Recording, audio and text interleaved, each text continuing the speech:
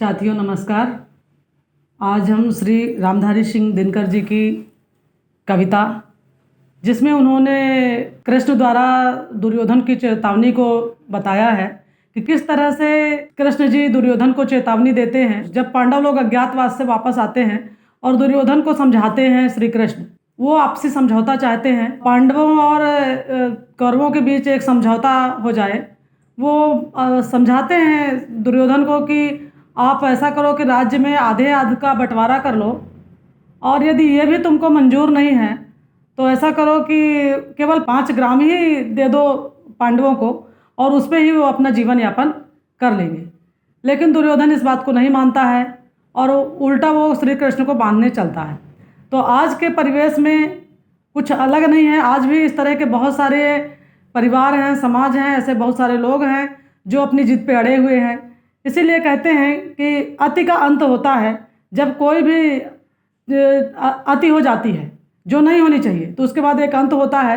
और जो हम जब किसी के दूसरे के विनाश के बारे में सोचते हैं तो उसके पहले विनाश अपना होता है, क्योंकि अपना विवेक पहले मर जाता है। जब हम कुछ दूसरे के बारे में गलत करते हैं तो पहले हमारा जो विवेक है वो सोचना बंद कर देता है, और जिससे सर्वनाश निश्चित हो जाता है।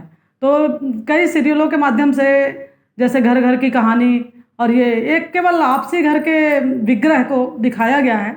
तो बहुत साल पहले श्री रामधारी सिंह दिनकर जी ने ये कृष्ण चेतावनी के माध्यम से एक प्रकाश डाला है, जिसे हम अपने आसपास के परिवेश में कहीं ना कहीं ढूंढ सकते हैं। और मुझे लगता है कि आप कहीं ना कहीं इसे जोड़ पाएंगे कि ऐसा प्रायः होता है। आगे चलते हैं, हम सुनते हैं श्री कृष्ण की चेतावनी जो रामधारी सिंह दिनकर जी द्वारा लिखी गई है। वर्षों तक वन में घूम घूम बाधा विघ्नों को चूम चूम सहधूप धाम पानी पत्थर, पांडव आए कुछ और निखर, सौभाग्य न सब दिन होता है देखे आगे क्या होता है। हमेशा सौभाग्य नहीं होता। मैत्री की राह बताने को, सबको सुमार्ग पर लाने को, दुर्योधन को समझाने को, भीषण विध्वंस बचाने को भगवान हस्तिनापुर आए, पांडव का संदेशा लाए। भगवान हस्तिनापुर आते हैं और पांडवों की तरफ से वो संदेशा लेके देते हैं कौरवों को। क्या बोलते हैं वो? दो न्याय अगर तो आधा दो, पर इसमें भी यदि बाधा हो तो दे दो केवल 5 धाम, रखो अपनी धरती तमाम, हम वही खुशी से खाएंगे, परिजन पर असी न उठाएंगे। मैं किसी के ऊपर हाथ नहीं उठाऊंगा और हम लोग अपने जीवन का यापन केवल 5 गांवों में ही कर लेंगे। दुर्योधन वह भी दे न सका, आशीष समाज की ले न सका, उल्टे हरि को बांधने चला, जो था असाध्य साधने चला। जब नास मनुज पर छाता है पहले विवेक मर जाता है, जब नास मनुज पर छाता है पहले विवेक मर जाता है। हरि ने भीषण हुंकार किया, अपना स्वरूप विस्तार किया, डगमग डगमग दिग्गज डोले, भगवान कुपित होकर बोले, जंजीर बढ़ाकर साध मुझे, हाँ हाँ दुर्योधन बांध मुझे, हाँ हाँ दुर्योधन बांध मुझे। हित वचन नहीं तूने माना, मैत्री का मूल्य न पहचाना, तो लो मैं भी अब जाता हूँ, अंतिम संकल्प सुनाता हूँ, याचना नहीं अब रण होगा, जीवन जय या कि मरण होगा, जीवन जय या कि मरण होगा।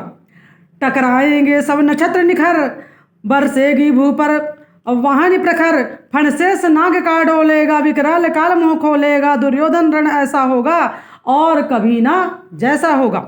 भाई पर भाई टूटेंगे, आज भी हो रहा है, भाई पर भाई टूटेंगे, विष बाण बाध से छूटेंगे, वायस श्रृंगाल सुख लूटेंगे, सौभाग्य मनुष्य के फूटेंगे, आखिर तू भूसाई होगा, हिंसा का पर दाई होगा। थी सभा सन्न सब लोग डरे, उनकी इस बात से सभा में सन्नाटा छा गया और सब लोग डरे हुए थे। थी सभा सन्न सब लोग डरे, चुप थे या थे बेहोश पड़े, केवल 2 नर नाघाते थे, धृतराष्ट्र विदुर सुख पाते थे, कर जोड़ खड़े प्रमुदित निर्भय दोनों पुकारते थे जय जय। तो इसमें श्री कृष्ण ने जो दुर्योधन को चेतावनी दी है वो चेतावनी आज सबके लिए है कि या तो हम किसी चीज़ की अति ना करें, और दूसरी बात यदि अति होती है तो उसको पहले सूझ समझकर अच्छे से समझ लिया जाए कि ये अति कितनी उचित है और कितनी अनुचित है, जो समाज में विनाशकारी नहीं होनी चाहिए।